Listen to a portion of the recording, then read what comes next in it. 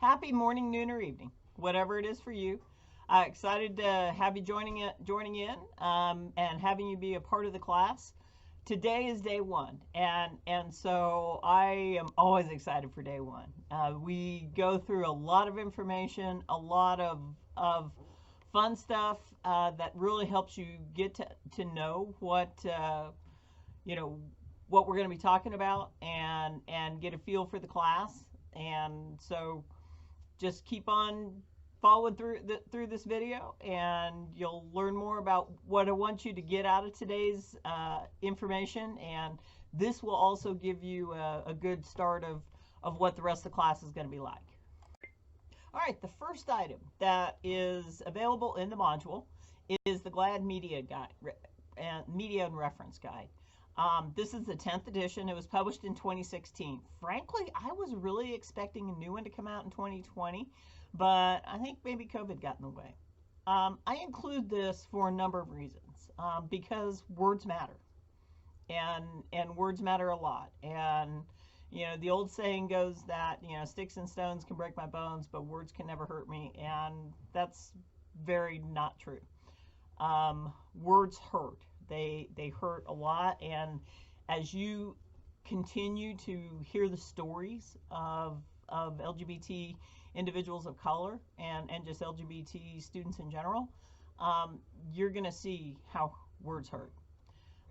This guide does a great job of talking to us about what words to use, what words not to use. It gives us definitions of things, of language that are used within the LGBT community that a lot of people aren't familiar with if this isn't something you're a part of day in and day out. I encourage you and will expect you to, as you write posts, as you write your response papers, to utilize the appropriate language, and this is the guide to refer back to.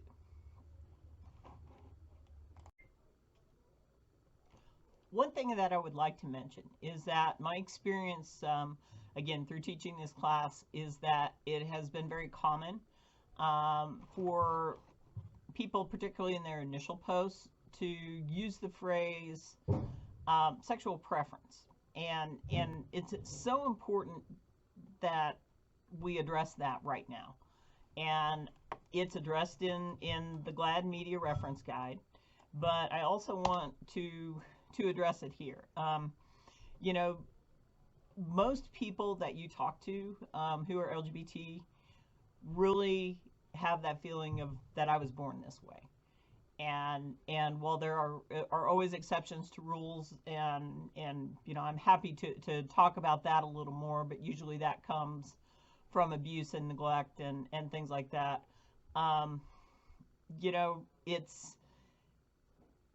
It really isn't a sexual preference. It is how they were born. It is who they are.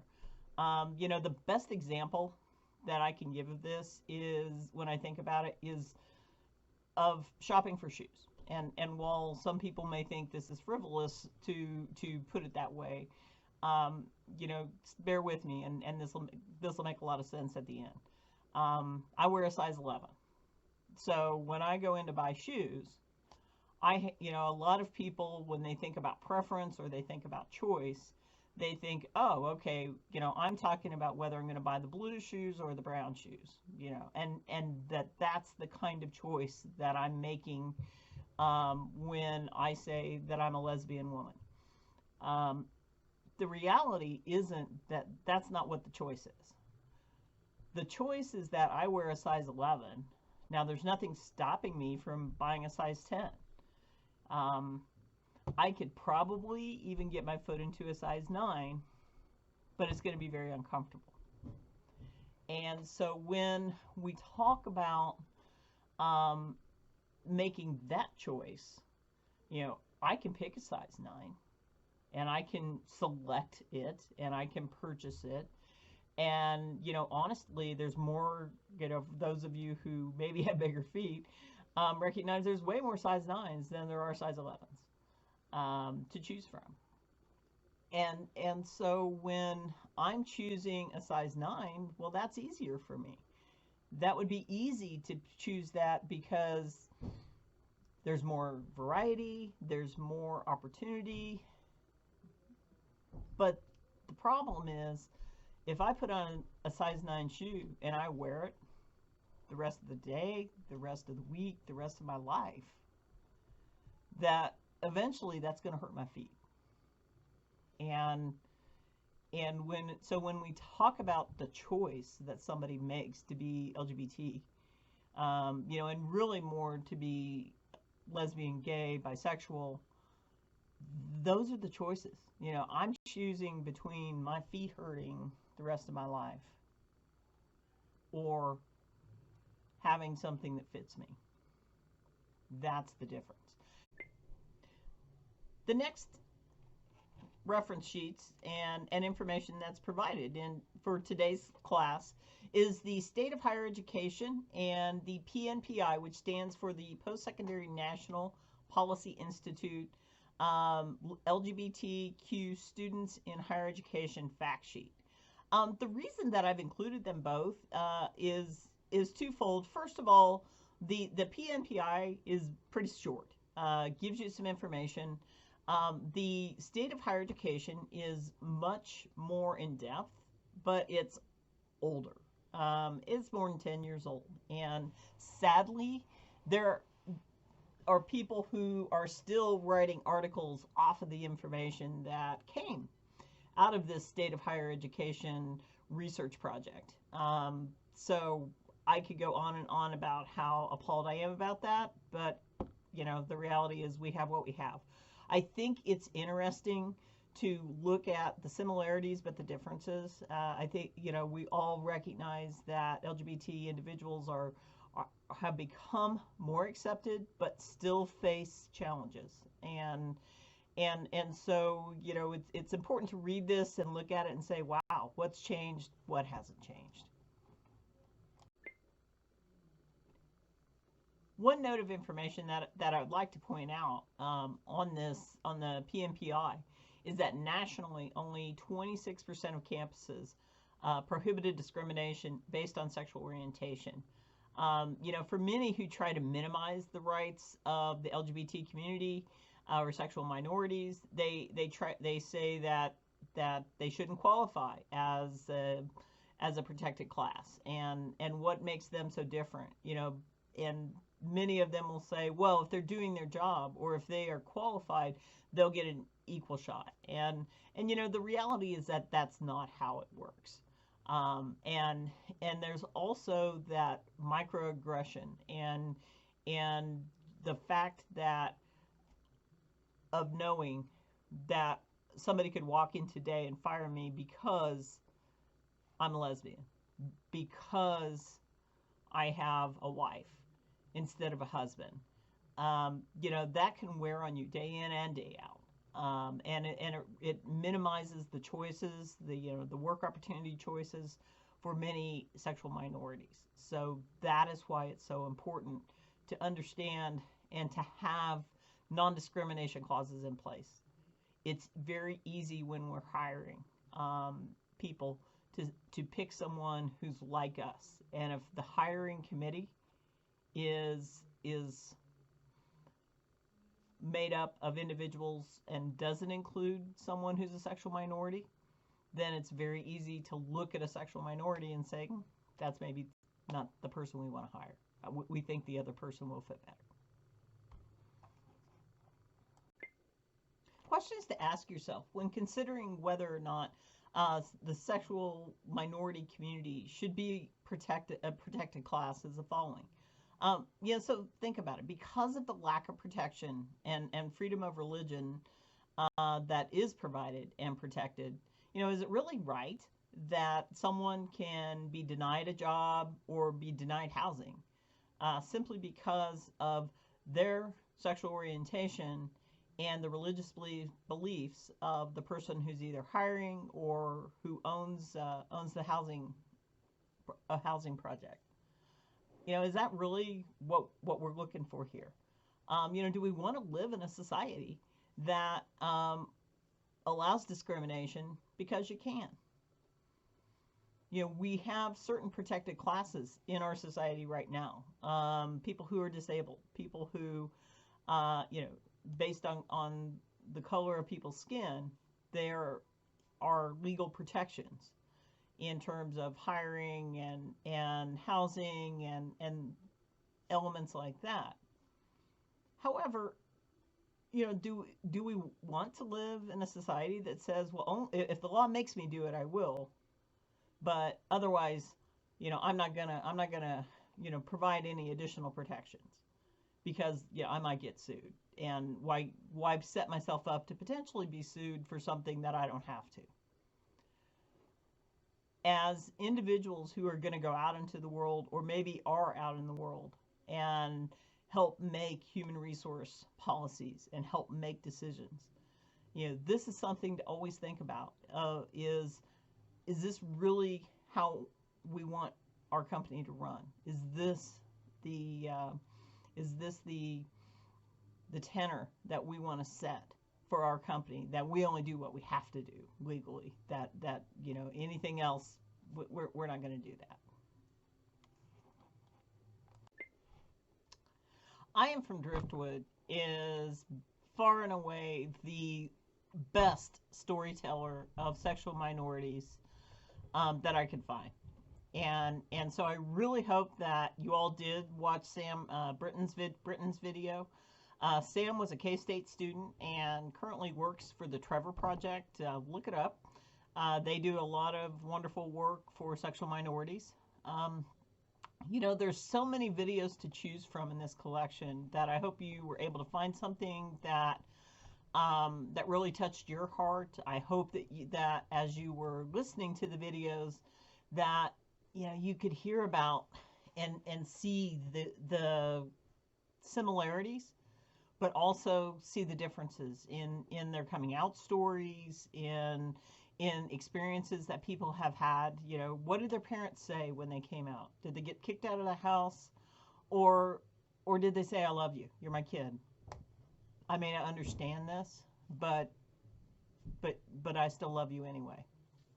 What were the reactions of their siblings, their friends?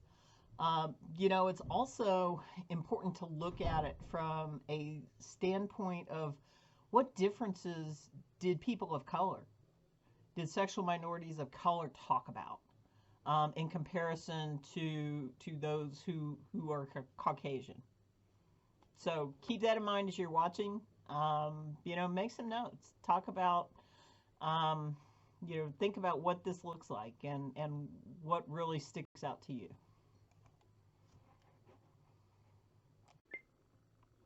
What LGBT students want from their faculty.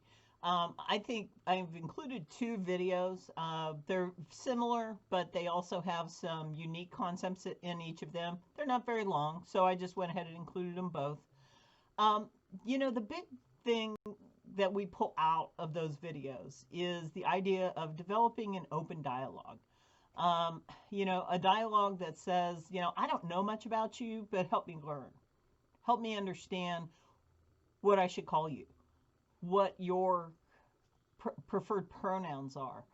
That is what is so important. Sadly today, in most cases, what you see is, even people who are trying to do the right thing will walk in, make assumptions, and then apologize for making mistakes. At what point do we start just caring about people and start by asking questions rather than making assumptions? And then we move on from there. Kind of a non-related sexual orientation example that I can give is weight loss. When you see someone and they've lost a lot of weight, do we immediately come up to them and say, "Wow, you look so great. Look at all this weight you've lost," without trying to figure out why they lost that weight first? Did they lose the weight because they have cancer? Maybe they're dying. There could be an extreme health problem. There could be an extreme mental health problem. We don't know, but the belief is that, somebody who's lost weight meant to do that, and we should tell them how great they look. when in fact they may think they looked great before, but everything that's weighing on them is what really has made the weight loss. Given what we talked about in the previous slide, I want to challenge you to that when it comes to conversing with individuals, to start with an open dialogue. Before you make assumptions of who these individuals are or what they do, give them the opportunity to share what they would like to share. And instead of going up to a female and saying, "What does your husband do?" Say, "Are you married? What does your husband or wife do?" Use this phrase regardless of what they look like. What pronouns do you prefer? I prefer she, her. Ask men if they are dating someone, not "Do you have a girlfriend?" Ask women if they are dating someone, not "Do you have a boyfriend?"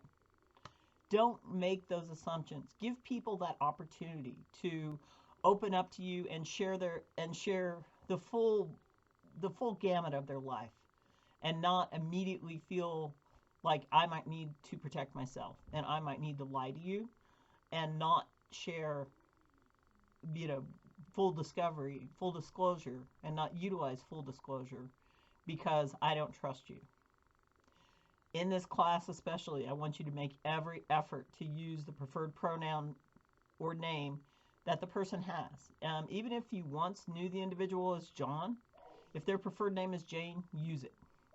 It's important that if you mess up, and you're going to, that you say, "Gosh, I'm sorry, I meant to say Jane." Don't just move along and not recognize that you made a mistake. Forgiveness, everyone is willing to forgive those who try their best. So have a good day, and I hope you enjoy all of the information that we've provided and gone through today. The last three things that I want to discuss today are that I have included a personal pronoun option sheet. And so again, throughout our discussions and things like that, that should help you to identify the pronouns that you would like to use if that's not something you're used to using. It also helps you understand pronouns that others may choose to use. The movie selection discussion is up. That will be up until the 4th. So it will come down on the 5th. And so what I want you to do in there is I want you to debate and discuss the merits of various movies that we could use as a class movie to watch to help us identify some of the things that we're going to learn in the class. So what I'm hoping that you do, what I foresee with this is somebody saying, "Hey, I think Rocketman would be a great movie. This is why." To the extent that you can say that, or I think this movie would be good. And so let's debate the pros and cons. It's sometimes hard to find movies that that are about people of color, which would be ideal. But I think it's also about finding that right fit. Sometimes it's also hard to find movies that don't feel like there's too much porn in them, frankly. So but it's important to we're all adults here, and so it's important to look at the breadth and depth of the movie and not just individual pieces of it. So that's something for you to start looking at. Go to Netflix, go to Amazon, go to a variety of places. Once we've identified one, I will direct you. I'll check with the library to see if they have the movie available, so nobody has to buy it. If it's required to be rented, is the only way to access it or something like that. So I'll work out those details. But you have that discussion, and then on the 4th, I will post kind of a vote from everybody for everybody to be able to vote and say, "Yeah, I want this movie," or I want that movie. We'll go with probably majority rules, unless I just think that movie is absolutely inappropriate, which I will note in the comments as well. The final thing is a discussion board post. So discussion board post is just a getting to know you. So basically, you get 60 points for telling us about yourself a little bit. This is the first. This is the first year I've used a lot of like personal videos. So me talking to you versus just providing the information. So I'm all about that. If it's easier for you to do a video than it is for you to write something out, fine with me. Post it up there. And honestly, the same thing goes for your assignments. Now, I think I want you to, it becomes hard for me, on the response papers to see what, to see that you have the length. But if you want to kind of write it out and then record it, feel free and just send me what you wrote out as well, so I can see that you've made the length. Again, have a great day, and we'll be talking to you tomorrow.